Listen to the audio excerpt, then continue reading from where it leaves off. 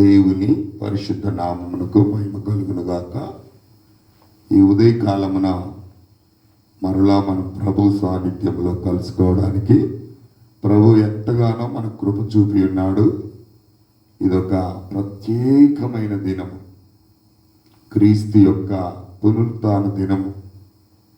నిజంగా ఈ ఉదయకాలమున దేవుని యొక్క వాగ్దానము, సజీవుడైన క్రీస్తుని మీరు ఎందుకు మృతులలో వెతుకుచున్నారు, ఆయన ఇక్కడ లేడు, ఆయన లేచి ఉన్నాడు అని దేవుని యొక్క గ్రంథంలో వ్రాయబడి ఉంది.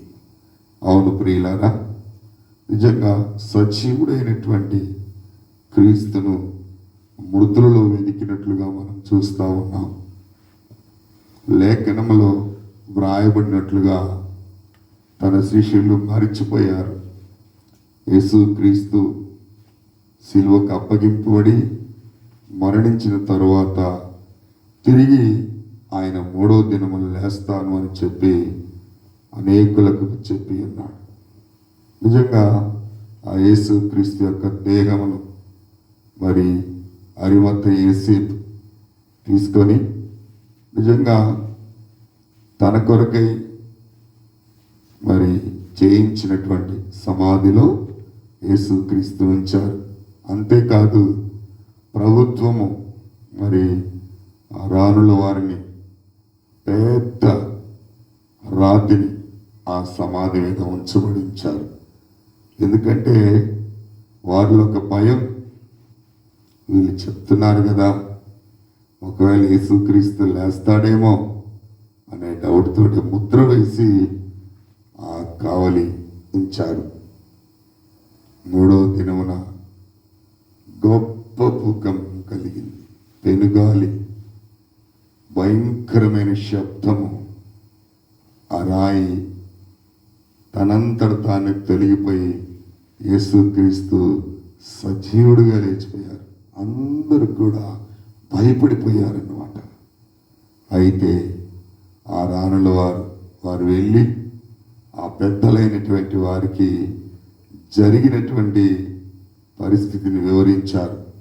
అప్పుడు వారు అంటున్నారు, మీరేమి కంగారు పడకండి, తొందరపడకండి, మీకు కావలసినంత ద్రవ్యం ఇస్తాము, కానీ మీరు ఒక మాట చెప్పాలి. ఆయన మేము నిద్రిస్తున్నప్పుడు ఎవరో ఎత్తుకొని పోయారు అని చెప్పాలి అని చెప్పి వారితో అబద్ధమాడించారు. అందుకే నేటికి కూడా ఆ మాట ప్రసిద్ధి అయినట్లుగా చూస్తూ ఉన్నాం. కాబట్టి ఈ ఉదయకాలమున సజీవుడైనటువంటి క్రీస్తుని మృతులలో వెతకడం కాదు, ఆయన చెప్పిన విధంగా వెతకాలి.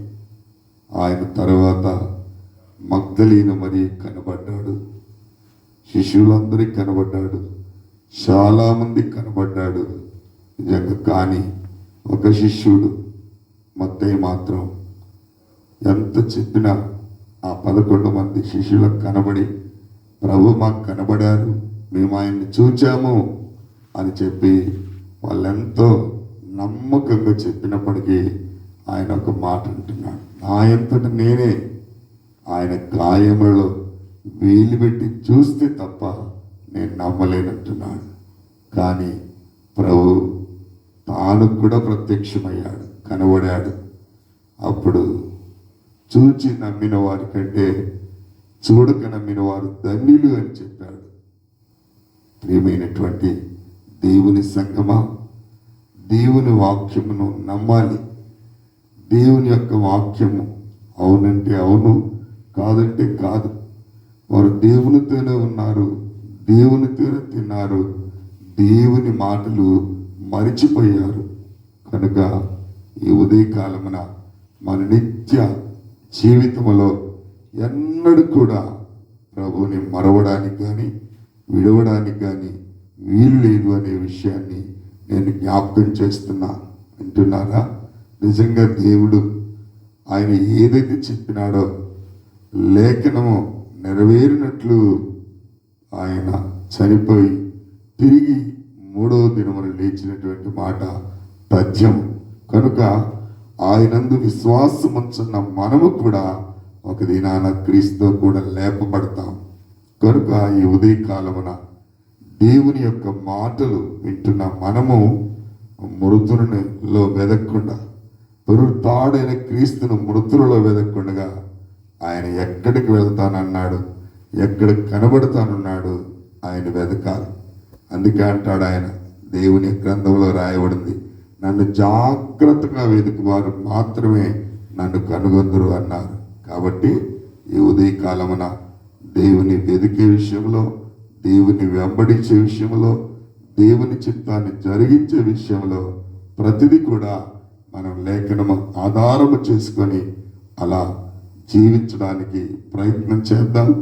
అట్టి కృప దేవుడు మనకు అనుగ్రహించునుగా. ప్రార్థన చేసుకుందాం. సకల ఆశీర్వాదములకు కారణభూతుడైన మా తండ్రి, కృపగలిగిన మా యేసయ్య, జీవగల మా తండ్రి, జీవాధిపతి, సైన్యములకు అధిపతి యెహోవా నీకు స్తోత్రాలు. అయా, సజీవుడైన మిమ్మలను ఆయన మృతులలో వెతికినట్లుగా ఆయన నీ గ్రంథములో చూస్తున్నాం. కనుక నాయన నిన్నుగా గుర్తించి ప్రభా, నిన్నుగా వెంబడించి వెతికే కృప మా అందరికి దయచేయమని ఈ ఉదయకాలం అతి శ్రేష్టమైన విషయాలు మాకు తెలియపరిచినందుకు మీకు వందనాలు చెల్లిస్తూ యేసుక్రీస్తు నామములో అడిగి వేడుకొనుచున్నాను తండ్రి, ఆమేన్. దేవుని పరిశుద్ధ నామమునకు మహిమ కలుగును గాక. మీరు వింటున్నటువంటి దేవుని వాగ్దానములు మీరు ఇతరులకు షేర్ చేసి మీరు ఆశీర్వదించబడుతూ అనేకులను ఆశీర్వాదకారకులుగా చేయండి. God bless you all.